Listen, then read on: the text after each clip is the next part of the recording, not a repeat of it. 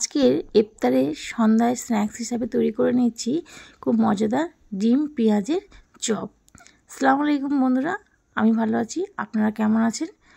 এই ডিম পেঁয়াজের চপটা আমি কীভাবে তৈরি করেছি চলুন সেটা আপনাদের সঙ্গে শেয়ার করি। সবার প্রথমে আমি এখানে 3টে সিদ্ধ ডিম নিয়ে নিয়েছি, খোসা ছাড়িয়ে রেখে দিয়েছি। এবার ডিমগুলোকে খুব সাবধানে দুটো টুকরো করে নিয়েছি, তারপর আবারও দু টুকরো করে নিয়েছি, মানে একটা ডিমকে আমি 4 টুকরো করে নিয়েছি। আপনারা চাইলে এই ডিম পেঁয়াজের চপকে 2 টুকরো করেও করতে পারেন। আমি এখানে 3টে ডিমকে সব কাটা হয়ে গেছে। এবার একটা বড় মতন একটা বোল নিয়ে নিয়েছি, তার মধ্যে আগে থেকে আমি পেঁয়াজ কেটে রেখে দিয়েছি। এটা দুটো বড় সাইজের পেঁয়াজ আছে, যতটা সম্ভব আমি পাতলা করে কেটেছি।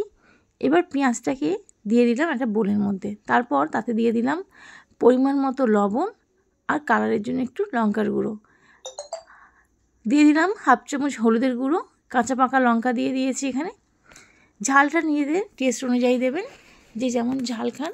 এখানে আমি দিয়ে দিচ্ছি একটা ম্যাগির মশলা, মানে বাজারে যে ছোটো প্যাকেট ম্যাগি পাওয়া যায় সেই ম্যাগির মশলাটা দিয়ে দিচ্ছি। এটা দিলে খাবারের টেস্টটা অনেক ভালো হয়। উপর থেকে এবার দিয়ে দিলাম ফ্রেশ ধনেপাতা কুচি। সমস্ত উপকরণ দিয়ে প্রথমে খুব ভালো করে এটাকে মিশিয়ে নেব, যাতে পেঁয়াজ থেকে হালকা একটু জল ছাড়তে শুরু করে। কয়েক সেকেন্ড একটু ভালো করে আমি মাখিয়ে নিলাম। এইবার ওই পেঁয়াজ মাখানোর মধ্যে দিয়ে দিলাম 4 চামচ বেসন। বেসনটাকে দিয়ে আবারও মাখিয়ে নেব। এখানে আমি প্রথমে 4 চামচ বেসন ব্যবহার করেছি, প্রয়োজন হলে আমি আরও একটু বেসন দেব, কিন্তু কোনো রকম জলের ব্যবহার এখানে করব না। একটু সময় ধরে বেসনটাকে ভালো করে মাখিয়ে নিয়েছি। আবার মিশ্রণটা তৈরি করা হয়ে গেছে, তারপরে হাতটা ভালো করে পরিষ্কার করে জিভের চপগুলোকে আমি তৈরি করে নেব। হাতটা পরিষ্কার করে নিয়েছি। এবার যে মিশ্রণটা তৈরি করেছি সেখান থেকে কিছুটা মিশ্রণ নিয়ে হাতের চাটুর মধ্যে একটু ফ্ল্যাট করে নিয়েছি। তারপর ডিমের একটা অংশ ওইটার মধ্যে ব্যাটারের মধ্যে রেখে চারিপাশটা খুব ভালো করে একটু মুড়ে দিতে হবে। একটু সময় ধরে মুড়তে হবে, যাতে কোনো দিকে কোনো অংশে ডিমটা বেরিয়ে না আসে। দেখুন একটা আমার তৈরি করা হয়ে গেছে, বাকিগুলো এরমভাবে তৈরি করে নিয়েছি। গ্যাস অন করে গ্যাসের কড়াইয়ের মধ্যে আমি তেল গরম করতে বসিয়ে দিয়েছি। তেলটা যখন গরম হয়ে গেছে তখন যে আমি চপটা তৈরি করেছিলাম সেটা দিয়ে কয়েকটা দিয়ে দিলাম। দিয়ে এক পিঠ যখন একটু কালার ধরতে শুরু করেছে, খুব সাবধানে অপর পিঠগুলোও উল্টে দেব।